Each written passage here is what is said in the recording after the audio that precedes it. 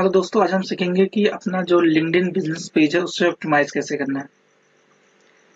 पीछे की एक वीडियो में मैंने आपको सिखाया था कि लिंक्डइन बिजनेस पेज बनाते कैसे हैं, और आज मैं आपको सिखाऊंगा लिंक्डइन बिजनेस पेज ऑप्टिमाइज कैसे करते हैं। तो पहले स्टार्ट करने से पहले मैं ये बता दूं इसके फायदे क्या होते हैं। देखो, ये प्रोफेशनल नेटवर्क है, हम सबको पता है। यहाँ पर जितना ज्यादा आप प्रोफेशनल वे में आप ऑप्टिमाइज रहोगे उतना ही ज्यादा बेनिफिशियल है। जितना ज्यादा आप लोगों आपकी रीच होगी उतना ही ज्यादा आपके लिए प्रॉफिट की बात होगी, उतने ज्यादा आपको क्लाइंट कस्टमर मिलने वाले हैं।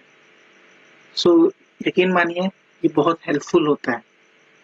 तो चलो हम बिजनेस प्रोफाइल ऑप्टिमाइज करना चालू करते हैं लिंक्डइन पे। तो ये है मेरा लिंक्डइन बिजनेस प्रोफाइल, इसको ऑप्टिमाइज करना है। ठीक है, तो स्टार्ट करते हैं।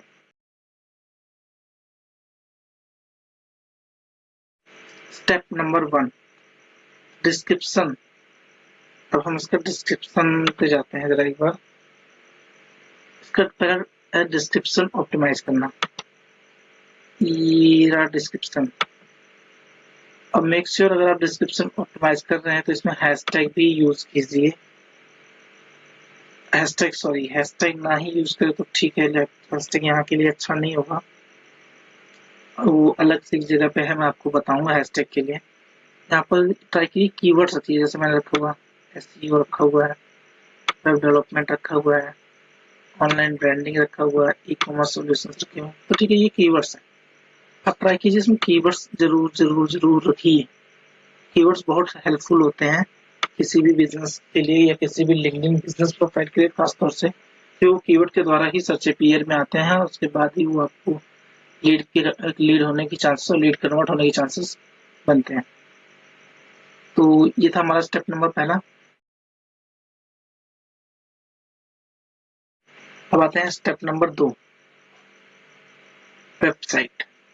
ये देखिए, वेबसाइट यूआरएल कंपलसरी है रखना, मस्ट एडवाइज रहेगी, जरूर रखिए। अगर मान लिया आपके पास वेबसाइट नहीं है तो आप यहाँ पर अपना इंस्टाग्राम, ट्विटर, फेसबुक पे किसी का भी यूआरएल रख दीजिए। अगर आप इंडिविजुअल कंपनी पे नहीं तो आप अपना यहाँ ये रखिए, ताकि लोग यहाँ से डायरेक्ट वहां पर जा सकें और आपके वहां पर भी फॉलोवर्स बढ़ जाएंगे, क्योंकि ये ज्यादा आपके लिए ही फायदेमंद है। अब आते हैं स्टेप नंबर 3, कॉन्टेक्ट डिटेल्स। तो कॉन्टेक्ट डिटेल्स अपना आपको पता है क्या क्या रखना है, जैसे फोन नंबर रखिए आप अपना, और लोकेशन भी आपको ऐड करनी होगी। ये भी कॉन्टेक्ट डिटेल्स का ही पार्ट है। आप अपने लोकेशन अप टू डेट रखिए, और कितने लोकेशन ऐड करने हैं वो भी ऐड कर सकते हैं आप। तो ये हो गया आपका स्टेप नंबर 3। अब हम आते हैं स्टेप नंबर 4, ऐड हैशटैग। या हैशटैग ऐड कीजिए जितनी ज्यादा नहीं, एटलीस्ट 3 हैशटैग आप ऐड कीजिए। जैसे मैंने पहला कर रखा था, अब दूसरा मैं करता हूँ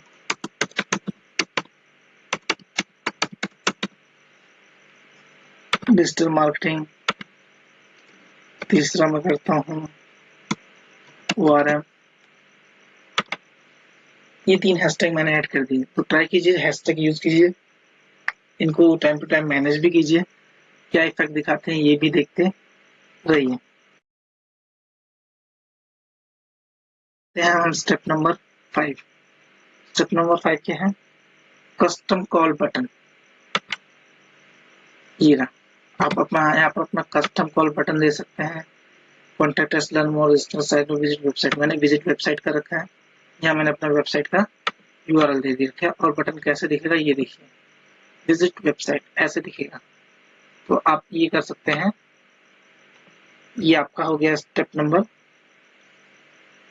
5।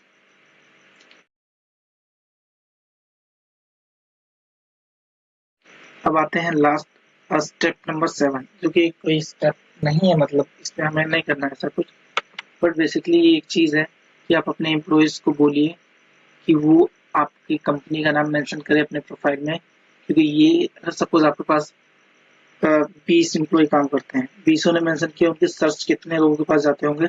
तो अभी के लिए इतना ही। Thank you. आप मुझे सोशल मीडिया पे भी फॉलो कर सकते हैं, जो कि बहुत ज़रूरी है। वहाँ पर अच्छे-अच्छे कंटेंट मिलेंगे आपको। उसका लिंक मैंने डिस्क्रिप्शन में दे रहा हूँ। Thank you so much.